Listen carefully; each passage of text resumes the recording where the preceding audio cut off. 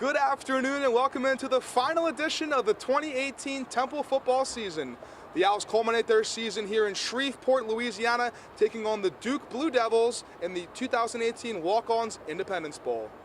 Now, Larry, these are the first time these two teams have ever met on the field and the first time they'll ever be playing in this Independence Bowl.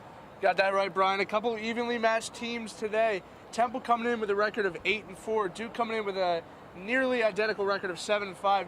Now this Duke team, those 5 losses, it's nothing to shy away from. They had played some good teams. They beat some good teams. They beat Miami this year, and they beat a now head coached by Jeff Collins' Georgia Tech team earlier in the season. So this is no team to look over just by their record. Now, we just found out word that Temple will be short-handed today. They're going to be without running back Raquel Armstead and senior cornerback Rock Ya-Sin. We're not sure why they're out today. We're presuming just for rest. But Larry, talk to me about how that'll impact the game. Yeah, well, this is going to be a tough matchup for the secondary coming in regardless.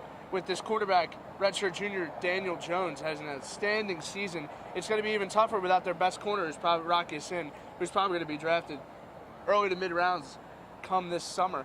So it's going to be a really tough matchup. They're going to look for guys like Delvon Randall, Christian Braswell to step up in reserve to really make up for the loss of Rock Ya-Sin today. And on the offensive side of the ball, you gotta maybe go running back by committee here, find some guys, get them some carries early and often to really fill the hole for Raquel Armstead, who's had 1,000-yard rushing yards this season.